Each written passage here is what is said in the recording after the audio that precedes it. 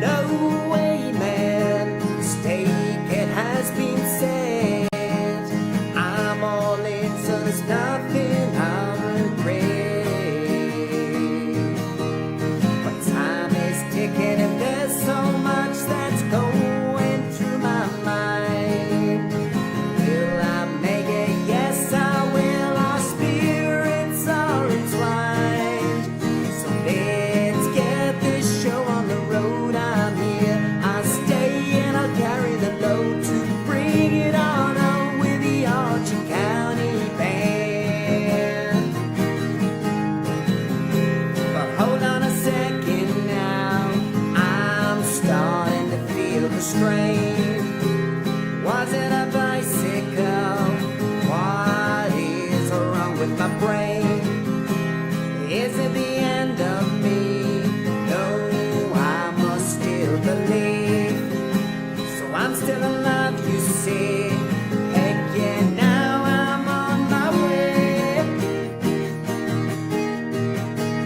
But let's stay focused, there's still a job in hand that we must do.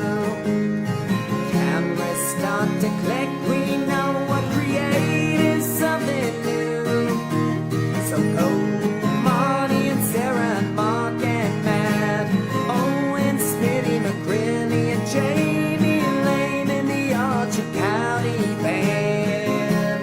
The Archie County Band. The Archie County Band. The Archie County Band.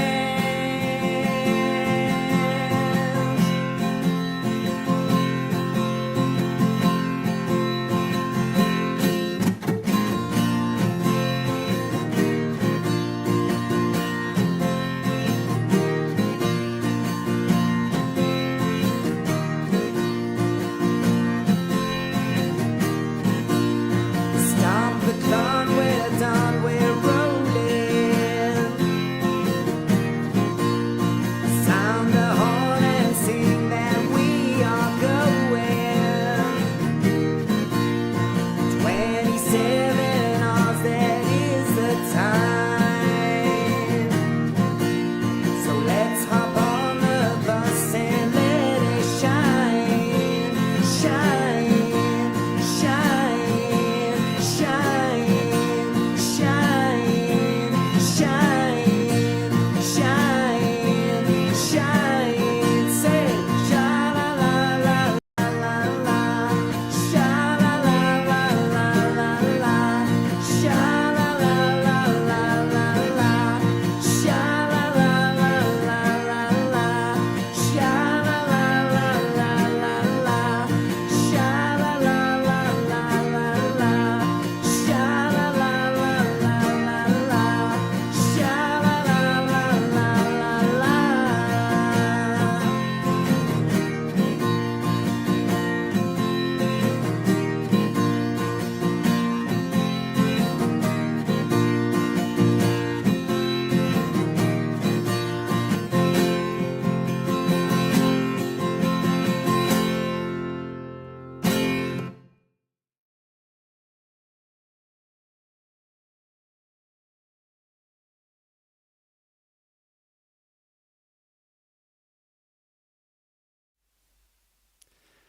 Good evening, folks. You are very welcome to Bandido Talks, live on Saturday night, 7 p.m, episode 6.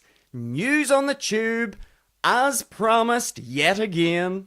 News on the Tube, every Saturday, every Sunday, 7 p.m. here on Bandido Talks. Now, yesterday's show.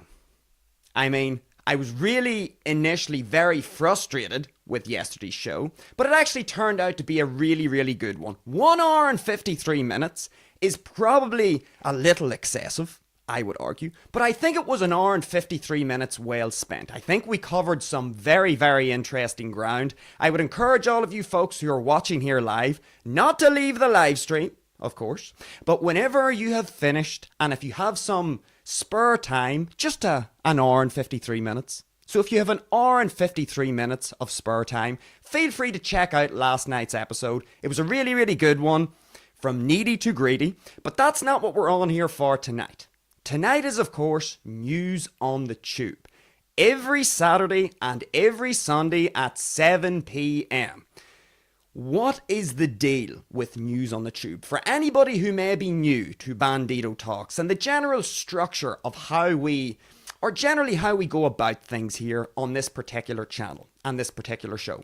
Our News on the Tube episodes. What are they all about? It's essentially about us taking bog standard media articles and us then searching in these articles and trying to find the lessons that lie within and how we can perhaps take a mundane article or perhaps a provocative article and try to use it to our own benefit, because there are always lessons. There are always lessons in media articles, in guests that we may have on the show, all around the place. We just have to open up our eyes and try not to get seduced by the title. Try not to get too emotionally invested in the title of any given article. So that's what we're going to do tonight.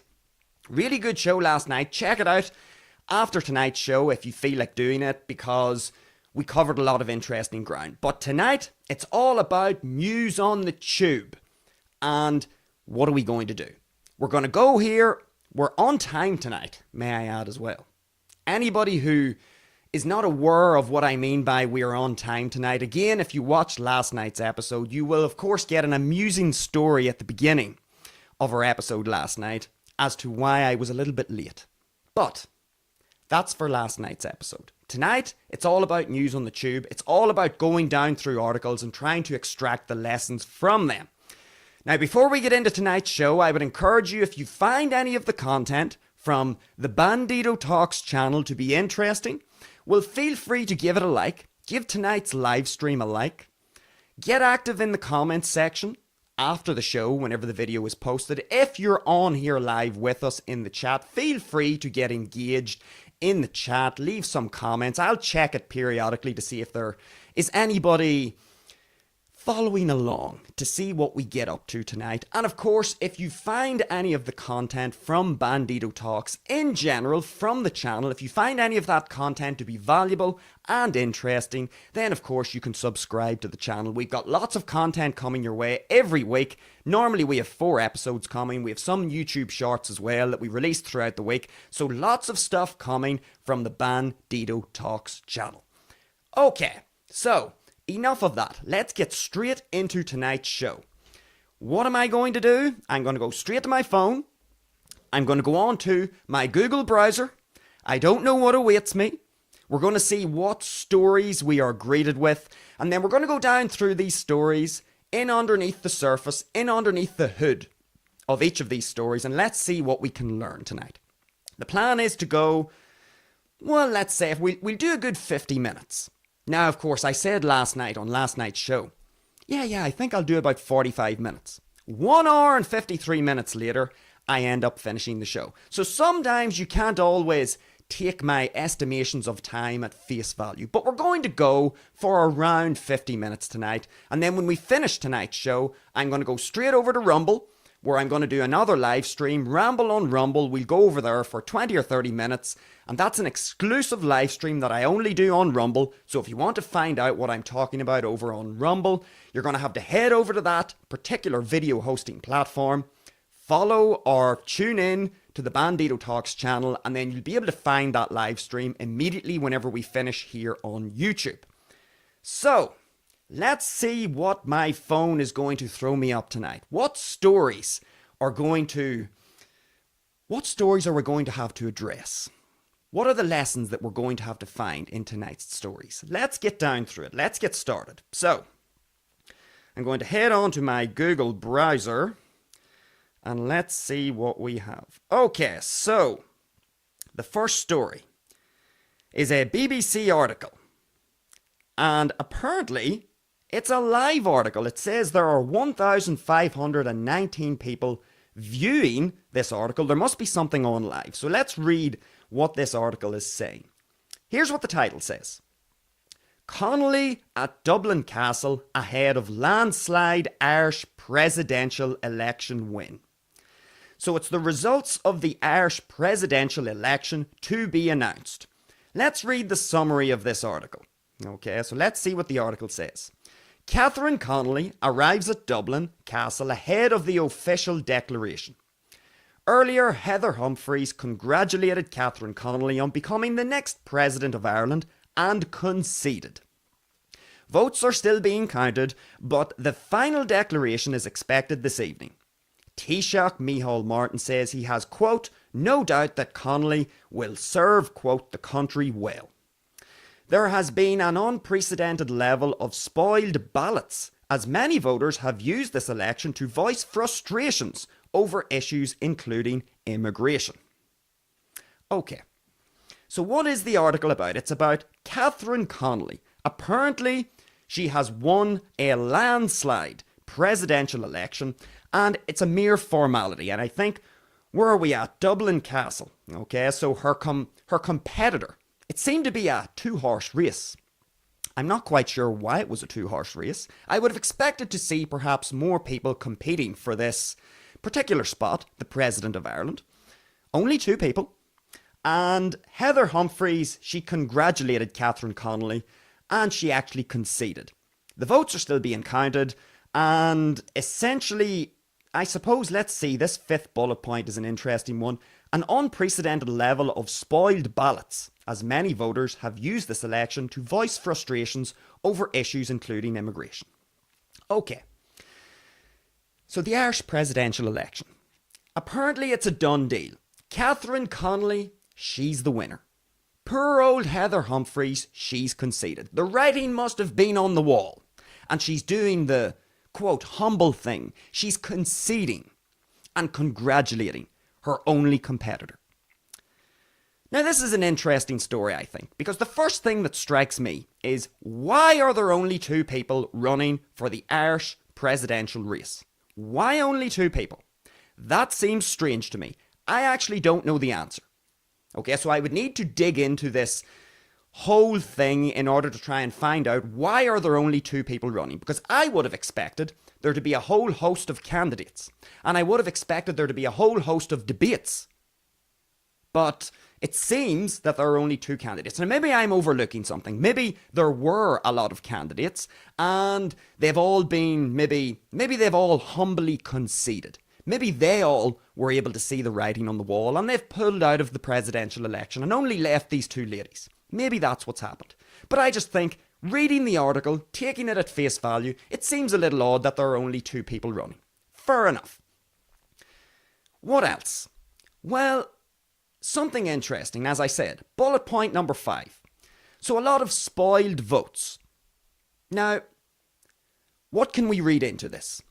Well, what we can perhaps read into it is, let's try and figure out how valuable is the Irish presidential race and whoever wins to the people of Ireland. Is it that valuable? Okay, well, based on this article, okay, if this article is being truthful and honest, it would seem that a lot of people really do not care. That's what it seems, because there are a lot of spoiled votes. People are actually using the presidential election to try and get a different point across. In other words, they really don't care about the actual election of whoever the person is to be the new president. That's what the article is telling us. A lot of spoiled votes. People are looking to have their voices heard on other issues that are maybe more important to other people, such as immigration. Interesting. But what about for us? For all of us who are listening, and having read out this article, what is it that we can learn, perhaps? Where are the lessons in this article? Well, let's think about this. We can see that Heather Humphreys, I think that's what she's called, Heather Humphreys, okay, so she conceded. So, I find this interesting, okay? I find it interesting she has conceded and then she's decided to congratulate Catherine Connolly on her victory, even though it hasn't been announced yet.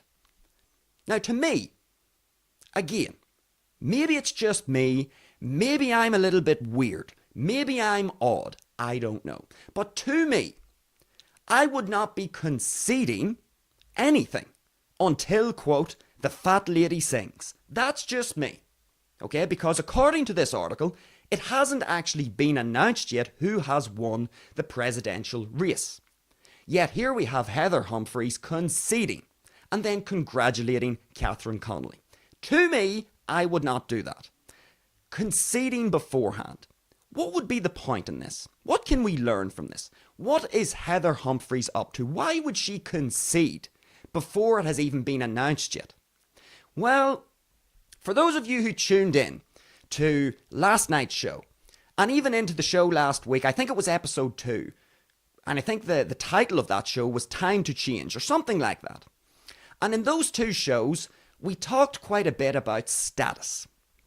Status. So you're going to hear me talk a lot about status, because when we have to look at human behaviour, from my perspective, it's very difficult to look at human behaviour and not look at status and people's status and standing within human hierarchies in society. Okay, because not everybody has equal status. Okay, some people have more status than other people. In other words, some people have a higher standing within society and are, quote, perceived to be more valuable than other people. In other words, they have more status. They are more highly esteemed. Okay. Now, here's what I think of this, and I think this is interesting. And is there a lesson in it? We could maybe debate whether or not there's a lesson to be learned here, but I think there's some useful information that we can actually take out of this. I think the part that I'm going to hone in on is the fact that Heather Humphreys has conceded before the result has actually been declared. And here's why I think, just my theory, I could be wrong. Maybe I'm reading too deeply into these things. But here's my theory as to why someone would concede before the result is even official. That seems odd to me. I wouldn't do that. I would keep going. I would do my very best until the very end. And then once it's declared, then I would put my hands up and say, okay, fair enough, you beat me fair and square. Let me give you an example. Heather Humphreys conceding. I want you to think of this in terms of boxing. So let's say, for example, and it's not a direct analogy, but you'll get the idea once I explain it. Let's imagine we've got 2 fighters in a boxing ring, okay? And one of these fighters, let's call him Big Francie. So let's say we've got Big Francie and we've got Angry Louie. So Big Francie and Angry Louie, they're both in a boxing ring, okay? And let's say they're participating in a 12-round fight. A big, grueling 12-round fight, a slogfest, okay? Now let's imagine we get to round 11. So 10 rounds have passed and we're now entering round 11.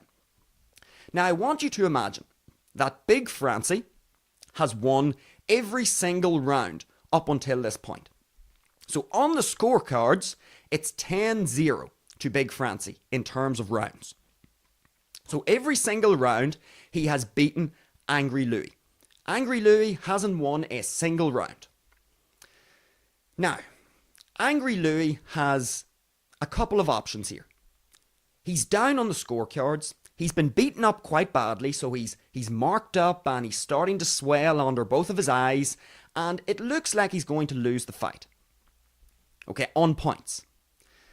And Angry Louie could decide to give up and concede and essentially hand victory over to Big Francie. Okay? So Big Louie or Angry Louie could essentially stop the fight and say, you know what, I give up, I'm done. Okay? Now, Big Francie is comfortably winning on points. But there's always the possibility in boxing that Angry Louie could maybe just pull a wonder punch out of nowhere and end up stealing the fight, even though he hasn't won a single round. Now, in the world of boxing, okay, and I'm not a boxer, I'm not a fighter, but I'm just telling you, all I can tell you is when I have listened to fighting people, genuinely hardcore fighting people, what they will always say is there's nothing worse than giving up. That is what they will say. Now, whether we agree with that or not, okay, that is what true fighting people will say. They will say that they would rather die than to concede and give up and hand victory over to their opponent without having absolutely emptied the tank, went the full 12 rounds and gave everything that they have. That's what fighting people would say. They would never concede. Now, when we think of the boxing game, we normally think of meals. Okay, we normally think of meals. Now, I know there is some added promotion these days in 2025 whenever it comes to female boxing. Okay, and we do see females on a bigger stage boxing, and even in UFC as well, we do see more prominent female mixed martial artists and indeed female boxers as well in that particular sport. But in general, when we think of boxing, we think of people like Big Francie and Angry Louie. In other words, we think of meals. It's typically it's a sport that it's so violent, it's so combative, and it's so prone to injury, okay, that it's not typically what females, let alone for females to participate, it's actually something that many females would find difficult to watch, one could argue, okay? But most of the time, it's males that participate in boxing. Whenever we think of it, okay? Whenever we think of boxing, a lot of the time, most of the times, I would argue, we tend to think of male boxers, okay? Our minds don't tend to wander towards female boxers as a whole. Now, I know there may be some people out there who say, my favourite boxer is Katie Taylor or Amanda Serrano, or whoever it is, okay? And I understand that there are going to be some people, maybe young female fans, who really prefer to watch the female fighters. I understand that. But I'm just saying generally. Generally, when we think of boxing, we think of males competing in the ring, a bloodbath, okay? Very aggressive, super violent, but most of the times, I mean, the males, whenever they compete in boxing, there's a lot of respect between the fighters because it takes a lot of balls to get into the ring and do something like that. So generally in boxing, we tend to think of males, okay? Now, why am I saying this? The reason why I'm saying this is because in boxing, which, as I've already laid out, we tend to think, when we think of boxing, we think of the male fighters generally, okay? In the world of boxing, and even in the fight world, the combat world in general, it is the number one cardinal sin to concede and give up. In general, okay? Among fighters, among fight fans, it is generally not acceptable for someone to essentially give up and concede. So that would be the male psychology in general. Male psychology would say, particularly in a combative arena like boxing, that you fight until the final bell if you can. If you're knocked out, you're knocked out. Fair enough, but you fight until the final bell if your body allows you to do it. So if Big Francie is 10 rounds to 0 against Angry Louie, generally, Angry Louie is going to fight tooth and nail until the final bell if he even makes it that far. And if he gets knocked out in round 11 or knocked out in round 12, so be it. He'll get back up on his stool again, he'll congratulate his opponent, and he'll leave the ring with his head held high because he gave his all. Even though he was down on all the scorecards and he perhaps ultimately gets knocked out, the last thing that Angry Louie is thinking is conceding and giving up. So in general, I would argue that within male psychology, I think it is less common, not impossible, but I would say less common, for a male to concede prior to an official result being announced. That is what I would think, because I think males having whatever it is 7 times more testosterone than females, on average males are much more disagreeable than females. Males in general are much more, they are greater status-seeking organisms, okay? They are more concerned with their place in the hierarchy than females in general. So when we start to bring all these things together, 7 times more testosterone, generally much more disagreeable than females. They have a much greater propensity to climb hierarchies and to increase their status compared to females.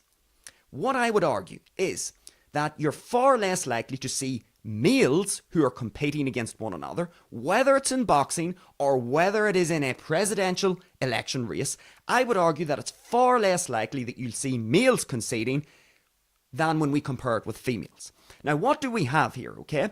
In this particular news story, it turns out that the Irish presidential race, okay, the competitors are both females, okay? So we've got Catherine Connolly and Heather Humphreys. And in this case, we're seeing that Heather Humphreys has conceded. Now, is there a lesson in here? Well, perhaps the lesson is this is a good chance to maybe explore some of the differences in male and female psychology. Because the more that whether you're a male or whether you're a female, the more you can understand your own psychology, depending on what gender you are, we could argue that in theory you may be able to clear more distortions in your thinking. And the fewer distortions that you have in your thinking, generally the more accurate your decision making is going forward. Okay? So what I'm saying here, I think the lesson here is it's more in terms of the information that we can gather from male and female psychology. Is there a lot of overlap in male and female psychology? Yes. Okay? We are the same species. Male humans and female humans, although they are different genders, we are the same species. We are Homo sapiens, okay? The same species. So there's a lot of overlap in male and female psychology. However, if we were to try and make the argument that there is no difference between male and female psychology, I think that is a distortion. What do I mean by a distortion? I think it's an error in the worldview of that individual who thinks that there's no major difference between male and female psychology, okay? I think that's a distorted error. And what we could perhaps pull from this story, whether I'm right or not, okay, it's just a theory that I have. What I'm saying is that when we look at males who are competing in certain arenas, I've given you the example of Big Francie and Angry Louie in the boxing ring, okay? I would argue that whether it's males competing in the boxing ring, in the sporting arena in general, in the arts arena, in the business arena, I would argue that given the fundamental differences, some of the fundamental differences in male and female psychology, the greater testosterone in male humans, the more disagreeable nature of male humans, and the greater propensity to climb hierarchies that exists within the male psychology, because males are more attracted to the idea of increasing their status. It's not that females aren't interested in increasing their status, they are. But all I'm saying is that for the male, the drive to climb the hierarchy, the drive for the male human to climb the hierarchy is comparatively greater than the drive of the female human to drive or to climb a hierarchy, essentially. Now, when we combine all of these things together, what I think we notice is, in circumstances like this, we've got this Irish presidential election, and we've got two female competitors. We have no male competitors. Now, I don't know why there are no male competitors. Maybe I don't know how the Irish presidential election honestly works. I don't know if people have to be elected, if the people elect the people who run for the presidential office, or if the political parties elect the people who are going to run for the presidential office, or if it's the councils in Ireland. I don't know. Okay, I'm not sure. But what I'm saying here is, I think that perhaps through this story, we can actually see what I think is an interesting difference between male and female psychology. I would argue that if we were to take 100 different circumstances in which two males are competing against one another in, for example, a presidential race, I would argue that a high percentage of those two male competitors, out of those 100 occasions that they're competing, there would be a high percentage of occasions where neither male would concede, even if it looks like they are going to lose. I don't think you're going to see males conceding as often as you're going to see females conceding.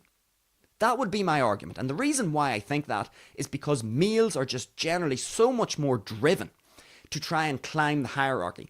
And for example, in a situation like this, I think if you had two males who were competing for the Irish presidential election, let's say one of the males was getting comprehensively outperformed by the other. Okay, so let's say that was happening.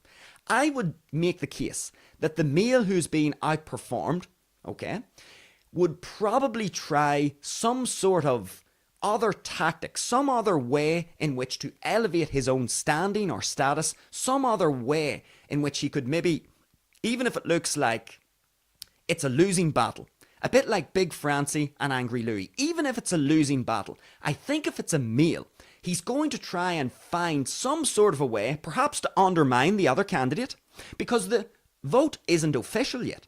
So let's say the guy who is losing comprehensively at the moment before it's officially released, let's say the guy who's losing manages at the last minute to unveil his ace in the hole.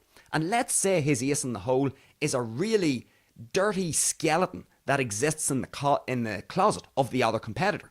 So let's say this other competitor who's lording it, who's winning the Irish presidential election, and it looks like they're going to be sworn into the office. Let's imagine that particular individual who's winning comfortably has a really big skeleton, a big dirty skeleton in their closet. Who knows what it could be? There could be some skeleton in their closet.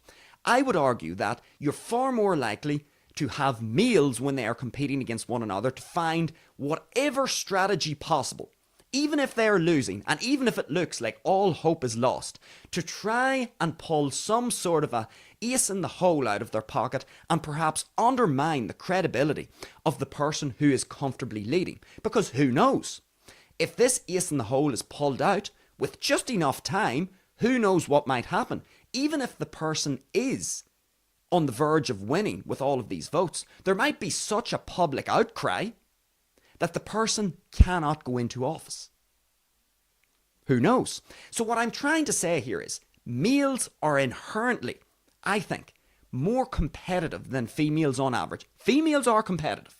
They are competitive, but when I say males inherently more competitive, I mean the male desire to climb the hierarchy. Okay, to climb the hierarchy, to climb that dominance hierarchy, I think that fire burns much hotter in the male psychology than it does in the female psychology on average.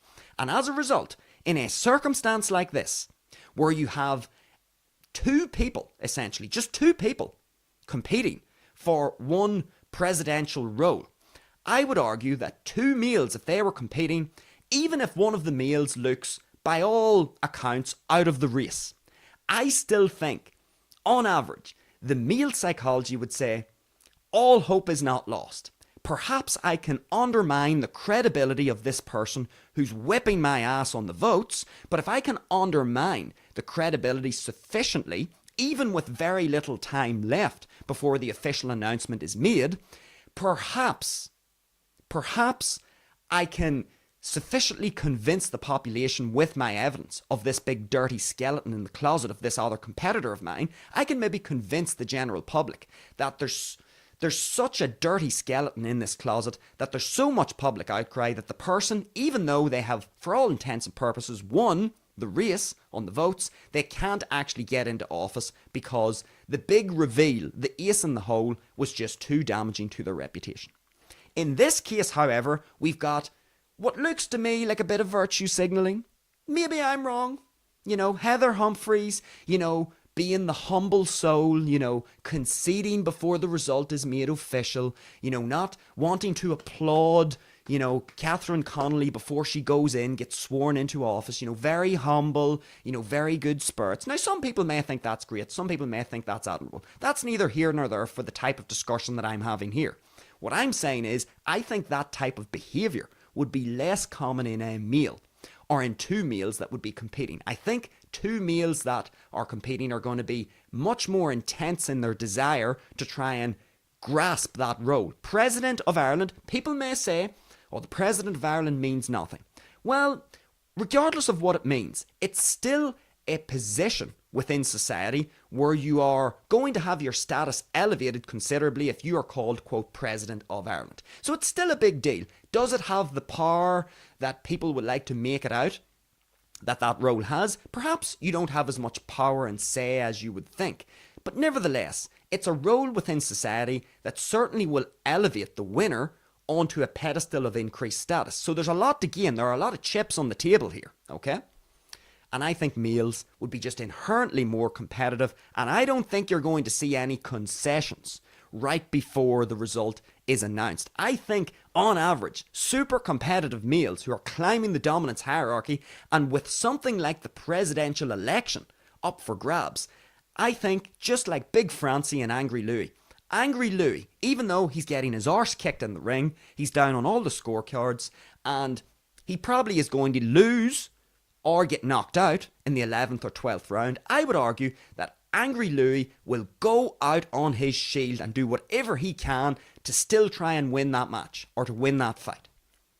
Perhaps we could say not as common whenever it's two females competing against one another. That's my take there. So, what is the lesson here in this particular story from the presidential election? Well, perhaps the lesson is more, understanding our own psychology as males, if you're a male, or as females, if you're a female, can be useful in perhaps clearing up distortions that we may have in our worldview. And the fewer distortions that we have in our worldview, the more accurate our decision making can be going into the future. It's good to know what your own psychology, how your own psychology is generally organized, okay? If you're a male, it's generally organized this way.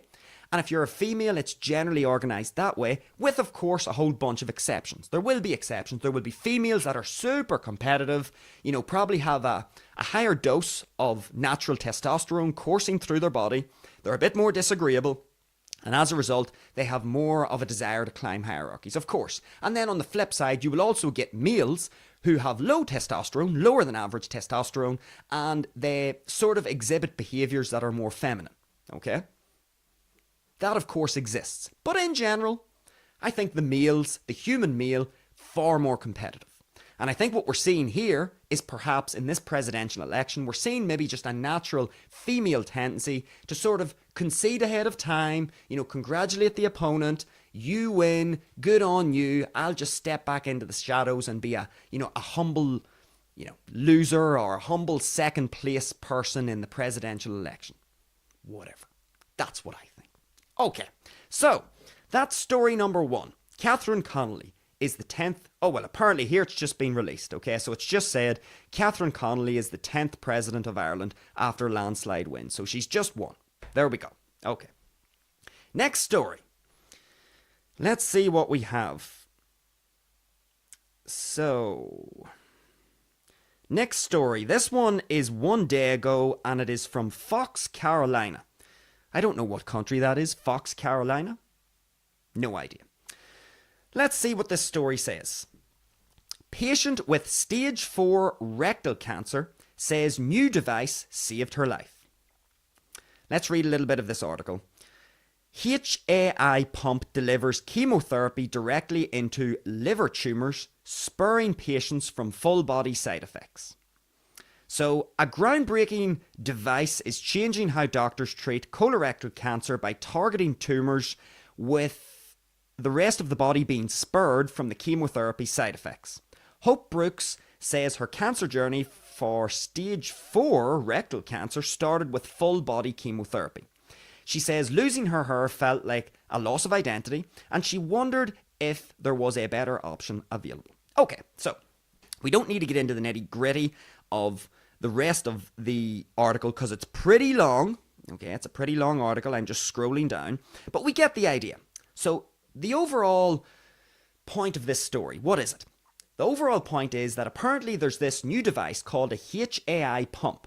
And it's supposedly supposed to deliver chemotherapy directly into liver tumours, in this case. And it spurs the patient from the full body side effects of chemotherapy. Okay, and the particular lady in question here is called Hope Brooks. Okay, and she had stage 4, or maybe she still has, stage 4 rectal cancer, but she's in the middle of this new treatment. So what is this? What is this story saying? It's talking about essentially a more targeted treatment for, in this case, rectal cancer or colorectal cancer. So what can we learn here?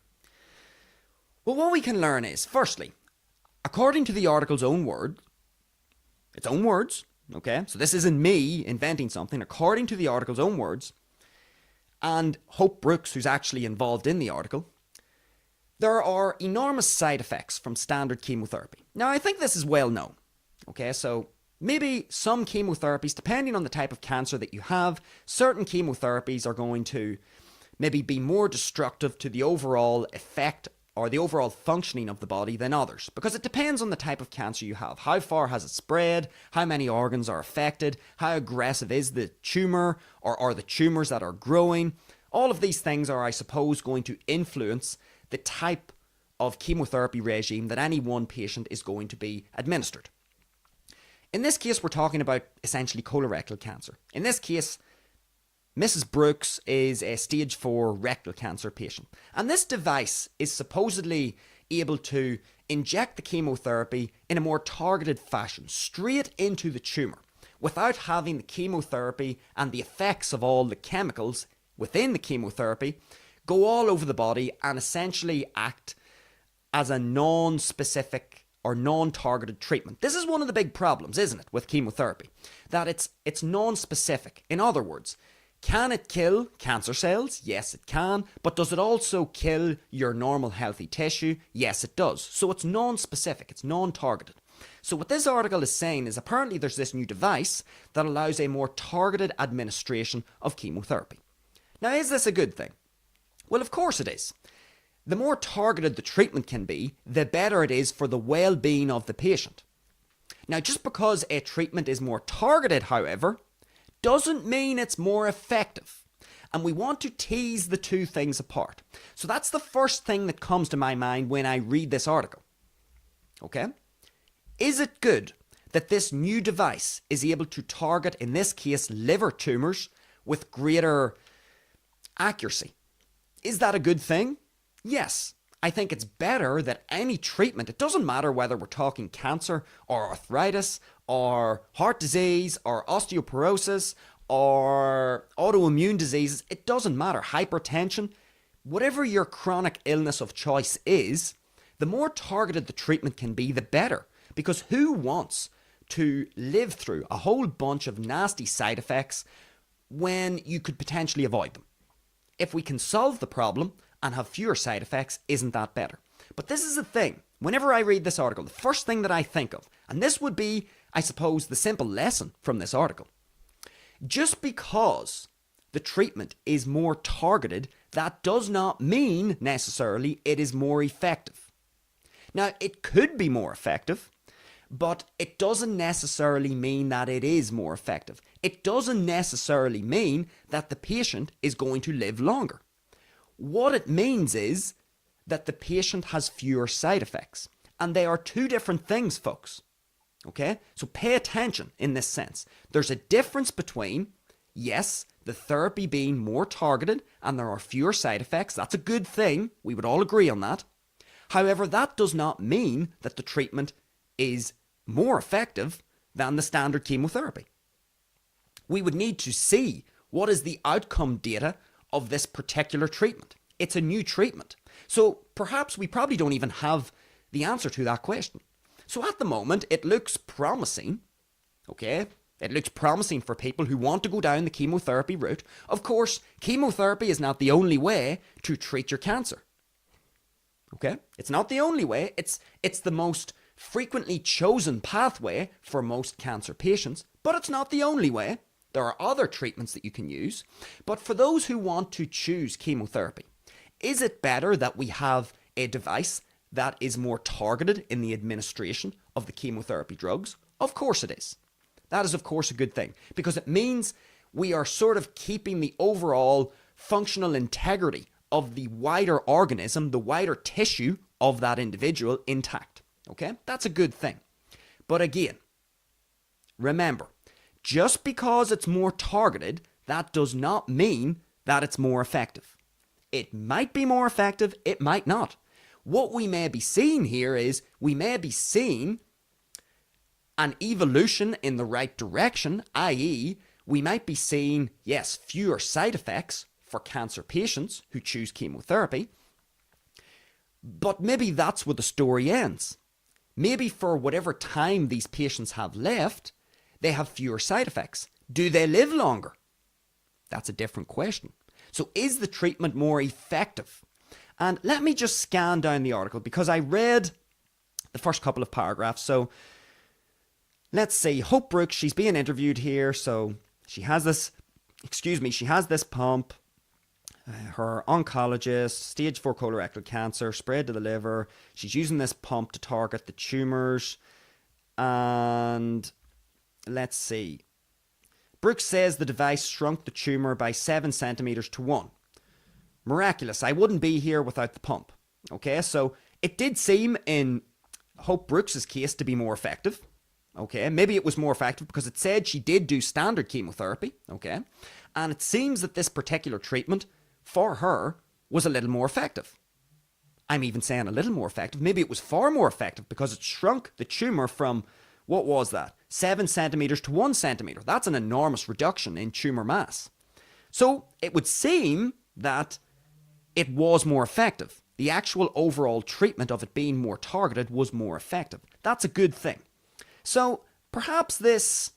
Now, let's read on further down in the article. It says here, so after several rounds of chemotherapy through the pump, doctors were able to remove the tumour. 3.5 months later, it came back again. Okay, Brooks says this was a challenge, but the pump did its work again, clearing out the cancer. Okay, she still has the pump inserted in case of another reoccurrence. Though throughout her cancer journey, she wants to share this message. Okay, so this is good. I'm actually glad I've read the rest of this article. And then it says finally, Dr. Chung says the device doesn't work for everyone, so patients should talk to their doctor to learn more about it. Okay, so this is what I was sort of getting at before I had went on and read the rest of that article. So it came back, okay? Now, we can sort of see that while we are moving in the right direction here, we can see a little bit of a conundrum, I suppose, a bit of a dilemma for the patient. Hope Brooks is going to have to keep this device attached to her for the rest of her existence. That is what her life is now going to look like, because it just said in the article, to prevent a reoccurrence of the tumour, she's going to have to keep this device attached in order to prevent it from coming back. Now that raises a lot of questions. Is this device meant to continually pump chemotherapy into a human body for the rest of that person's life expectancy, for however long they're going to live? Will the continuous administration of chemotherapy for that duration of time have some other side effect down the line? Okay? Just because the chemotherapy is, or the particular device is attached and is administering chemotherapy, what happens if the tumour, which tumours do, become resistant to the type of chemotherapy that's being administered? So what happens if the tumour becomes resistant to that type of chemotherapy? What's going to happen then? So this goes back to my point, folks, okay? Yes, there are fewer side effects, but you can see when we read further down the article, we start to get more detail in this case, okay? And the more detail that we get, because I'm posing a question and saying, just because it's more targeted and we have fewer side effects, that doesn't mean the treatment is more effective. And then I wanted to check my logic and see, well, does that actually make sense? Is it more effective? And as we read down the article, we start to realize, okay, well, it did shrink the tumour. That is true. However, it then came back. And then as a result, she had to go back onto the treatment again. And then it shrunk the tumour a little bit more. And now she's in a position whereby she can't actually detach herself from the device. It has to stay on all the time. So she is a permanent patient.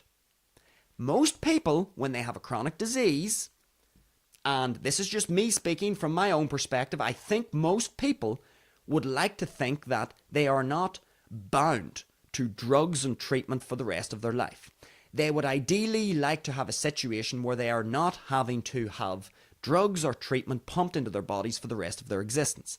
You want to try and solve the problem, get the body as strong as possible, and then hopefully come off these things and then be able to live the rest of your existence the way you would like to, drug-free. In this case, we can see that Brooks's cancer came back, she went back on the treatment, got rid of it, it came back again, so now she's staying on it so that it doesn't come back for a third time. But again, this goes back to my original point. While there are fewer side effects, is it actually more effective? And this is an interesting question because only with time will we actually figure out if this particular device is more effective. What we know right now is when she is on the device, it does shrink the tumour. But as soon as she comes off it, it comes back again. And my question, the first thing that I think of whenever I read an article like this and read down through some more of the details is, well, what happens, which tumours, as I've said, have a tendency to do, they are clever buggers, okay? They have a tendency when you use strong chemotherapeutic drugs, specifically for chemotherapy, because chemotherapy doesn't get at the cancer stem cells, which are the cells that essentially give birth to the more rapidly proliferating cancer tissue or cancer tumour cells. Okay, because chemotherapy doesn't get right down to the foundation, essentially the production line of the cancer stem cells, what happens if the cancer stem cells develop a resistance to this type of chemotherapy?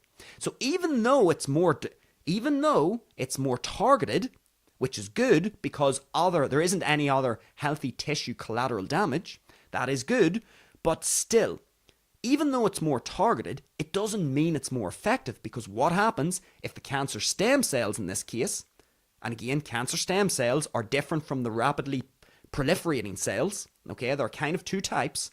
The cancer stem cells, okay, are very clever at avoiding the very high dose, high toxic chemotherapy drugs. And they're very good at becoming resistant. This is why cancer comes back, okay? So the question is, even though the treatment is more targeted, is it more effective? That is up in the air, folks. We don't know. The evidence so far would suggest that the treatment, it's uncertain. It seems to work better than standard chemotherapy. That is true. That seems to be the case. Is it the best global cancer treatment? Well, that's up for serious debate. That is up for debate. It may not be the absolute gold standard for cancer treatment, but it is better than standard chemotherapy. And then the second question we have to ask is, what happens down the line? What happens if this particular tumour type that this lady has becomes resistant to the type of targeted chemotherapy that's actually being administered into the tumour sites? Because it doesn't matter how targeted the treatment is, if what you are putting into the targeted area, if the tumour is actually resistant to what you're putting into that targeted area, then the tumour will continue to grow regardless of how targeted the treatment is. So these are questions that come to my mind when I see an article like this. And so we have to be able to tease apart. And the lesson here, folks, is as follows. Just because a treatment is more targeted and there is less collateral damage when it comes to healthy tissue does not mean that it is more effective. We have to wait and see. Right now, it looks like Hope Brooks is going to have to be attached to this device for the rest of her life. What sort of effect is that going to have when you have constant chemotherapy being injected into your body or essentially dumped into your body? What happens if the tumour becomes resistant to that targeted chemotherapy? Interesting questions. Lesson would be, there's a difference between a treatment being more targeted and a treatment being more effective. That's our lesson. Okay, so let's see if we can squeeze in one more. We've got 7 minutes left, okay? So we're going to finish just before 8 p.m., finish around 5 to 8. So let's see what our next story is. Okay, this is from the Business Insider. We'll try to rattle through this one pretty quickly, and I think we probably will. So here's the title of the article. Jon Bon Jovi says he was ready to quit performing if his voice didn't recover after surgery. Quote, I have other things in my life. So let's read just the little summary here. Jon Bon Jovi, 63 years of age, said he wouldn't... Well, hold on. Let me see if I'm reading this right. So it says, Jon Bon Jovi, 63, said he would have quit performing if he couldn't recover his voice post-surgery. He, quote, says, I have other things in my life. It's what I do. It's not who I am, he said. The rock star had major surgery in 2022 to repair his damaged vocal cords. Okay, so this one's pretty straightforward, I think. So we've got Jon Bon Jovi. I think for anybody who is into their rock music, and obviously anybody who is a fan of Jon Bon Jovi, and you've been following Jon Bon Jovi's journey throughout his musical career, you will realise that in the latter half of his career, he's had a lot of vocal problems. Now, what are the reasons for these vocal problems? Who knows? Maybe did he start smoking? Did he make lifestyle changes that maybe had affected his voice? Did he maybe use poor technique early in his career and he has damaged the voice to a certain degree? He's maybe getting older, is the fact that he's just been singing for so many years and the sheer length of time that he's been executing his art for, is there just wear and tear on the voice, just in the same way that an athlete has wear and tear on their body? It's really no different. So maybe he's just aging and he's starting to, maybe lose some of his range and maybe get injuries to his voice or his vocal cords. Who knows? But the point here is, he's had certainly many troubles in the latter half of his career, certainly when it comes to performing live and especially touring, where there's a big demand on the lead singer of any band to turn up every night and use live tissue. Remember, Jon Bon Jovi's primary instrument, is live tissue, his vocal cords. It's different when you're playing a guitar, you're playing an inanimate object like drums or bass or, whatever it is. When your instrument is your voice, that means you're having to take care of live living tissue. Okay, so that's a bit of a different demand when it comes to a lead singer or a frontman like Jon Bon Jovi. Now, what has he said here? He said that he had pretty much, what he's essentially saying here is he was at peace with the idea that following his 2022 vocal surgery, he was basically at peace with the idea of, you know what, if I can't return to performing, that's fine. I've basically got other things in my life that I can focus my attention on.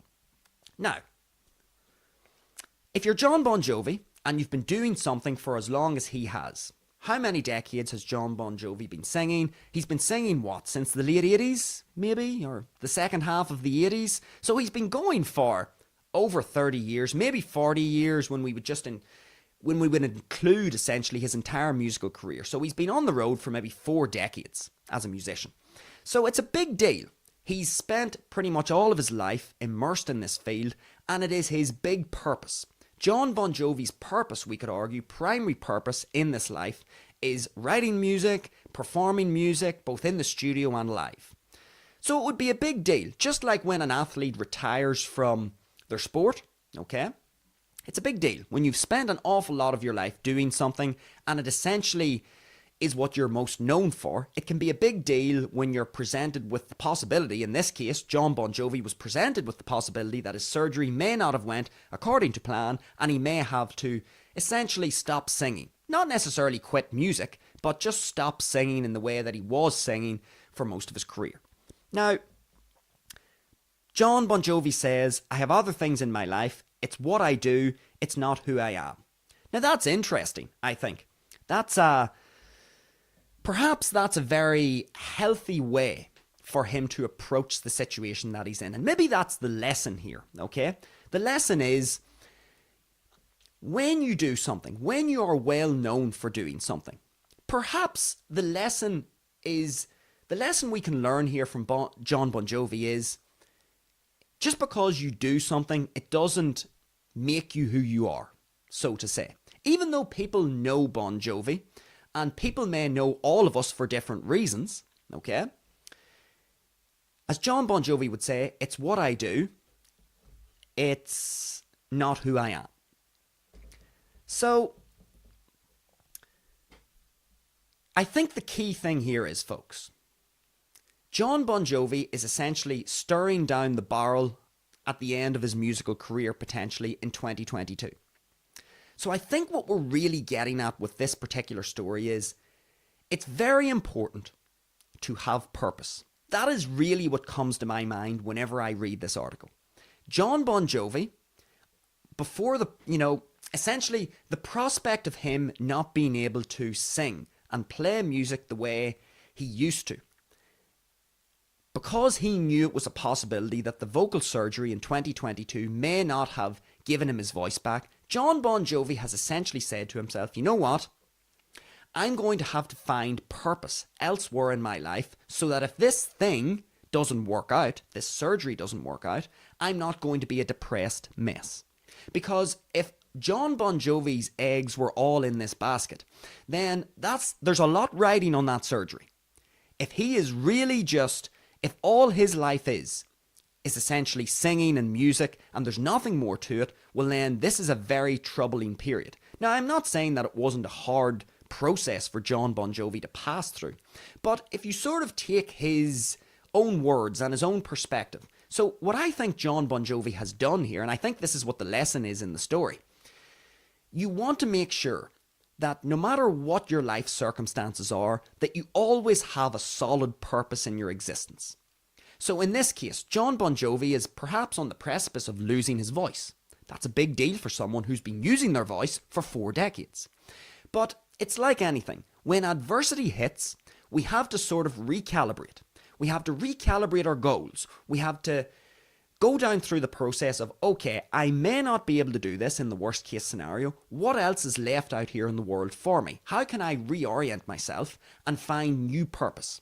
Because purpose, even though it would be difficult for Jon Bon Jovi to hang up his essentially his vocal career, we're talking here, because he could still play an instrument, but to hang up his vocal career boots, so to say, even though that would be a difficult decision, and I'm sure it would be upsetting for a certain period of time, humans are very resilient, and as long as we have a good, clear purpose in our existence, we can perfectly get on with the rest of our existence as long as we have something of value that feels good to us, it offers something to other people, we enjoy doing it, other people enjoy doing it.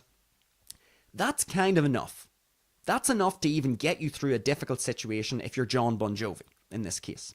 So even though he's a big rock star, he's used his vocal cords supremely throughout his last 4 decades of life. He's now facing the prospect of not being able to sing. But the lesson here, folks, really is, and Jon Bon Jovi, I'm going to read out what he said again. I have other things in my life. It's what I do. It's not who I am. Okay? And I think that's actually that's a pretty good quote. I like what he's saying, because what he's essentially saying is, yes, does music and does singing give me purpose? Of course it does. That gives Jon Bon Jovi a lot of purpose. However, are there other things in his life that can give him purpose? Of course there are, okay? And I think that's the key thing for all of us. We always want to make sure that we have some sort of purpose in our existence. What does that mean? What does it mean to have purpose in your existence? The way I look at purpose is essentially through these two ways, I suppose we could say. Having purpose is doing something that you like to do and it offers value to other people.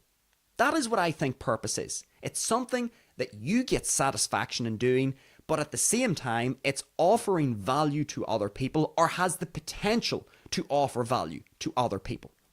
So I think that's what purpose is. Purpose is that ability to find something that you enjoy doing, it gives you satisfaction, you feel passionate about it, and it also has the ability to either immediately offer value to other people or potentially offer value to other people. So Jon Bon Jovi has probably went through a period of reflection where he's went, okay, it's quite possible I may never get my voice back, but you know what? Let's recalibrate. Okay? And sometimes life hits us hard. Life can hit us hard in certain ways. We talked about last week, one of our episodes, about, whenever I see people in a wheelchair, if I ever end up in a wheelchair, will it be disheartening initially? Will it be, a tough time for the first few weeks, perhaps? Yes. If I were to be paralyzed in some way from the waist down, that would be a tough blow. However, what would I do? I would start to recalibrate. The things that I thought I was going to be able to do, I would start to recalibrate my goals and start to find new purpose in my existence with the limitations that I now have. We all have limitations. Some people have more limitations than others. But what we are not limited to is our ability to find purpose. We are not all limited to just an existence without purpose. We can always find purpose. What is purpose? Finding something that gives us satisfaction and either offers value or has the potential to offer value to other people. We can always try to find purpose. And perhaps that is what Jon Bon Jovi was able to do in 2022 before he knew the outcome of his surgery. He thought, you know what, I'm going to have to go through a period of recalibration, recalibrate my goals, and find new purpose in my life should this thing not work out. I think that's the lesson. The lesson is, folks, find your purpose. Find your thing that you enjoy doing. It gives you satisfaction. It offers value to other people. And if life hits you hard and your circumstances change, so be it. You're going to have to go through a period of recalibration. That period can take a while. Okay? It could take weeks. It could take months. But we must go through a period of recalibration, work with the limitations and the positive things that we have in our existence, and then essentially find ourselves a new purpose and then work our lives around that purpose in terms of offering value to ourselves because we enjoy doing it, and then offering value to other people. And if we're able to maintain our purpose, then you know what? We are on to a winner with our own existence. That is what I would say the lesson is from Jon Bon Jovi's vocal troubles. Okay, so I think that's good for tonight. We've just hit 8 o'clock. Good show. Couple of good stories. We actually got through 3 stories there. Really good. I think some interesting stuff. A lot of diversity. We had the Irish presidential election. We then had a topic on cancer and health. And then we have another topic sort of related to health, but more about purpose, I think, in terms of Jon Bon Jovi's struggles with his voice and his vocal surgery that he had in 2022. So a lot of variety in our show tonight. News on the Tube. Good show. Really enjoy doing it. We're going to be back again tomorrow night at 7 p.m. again. 7 p.m. here on YouTube, live. News on the Tube. We'll go through some of our stories from Sunday. The same structure, same template as tonight. We'll pick ourselves 2 or 3 stories that are doing the rounds in the media and see what lessons we can extract from them and how we can apply them to our own existence. Fabulous. Good stuff. Okay. Great show tonight, folks. I want to thank you all for joining me live, if you've joined me live. And for anybody who's watching the show that's been pre-recorded, or not pre-recorded, that's been posted after the live stream has ended, get down into the comments section, leave me a comment, let me know what you thought about the show, like the episode if you thought it was interesting, and of course, if you like what we are doing here on Bandido Talks, feel free to subscribe to the channel. We've got loads of content coming in the incoming weeks. Guests are going to be coming soon. We're going to continue to do all our different little segments. Live shows Friday, Saturday and Sunday, 7 p.m. here on YouTube live. I'm going to head over to Rumble. Right now, we're going to start another live stream over on Rumble immediately. Ramble on Rumble. I'm going to go down through a few more bits and pieces, talk a little bit about this show, and then go through some stuff yesterday that I didn't get through on YouTube on our Let's Reflect episode from Needy to Greedy. So join me over on Rumble now. I'm going to go live if you're interested. Otherwise, I will see you tomorrow evening, 7 p.m, live here on YouTube. More news on the Tube. Until then, folks, have a very good evening, and I will look forward to either seeing you over on Rumble or I will see you tomorrow evening, 7 p.m. Take care, folks.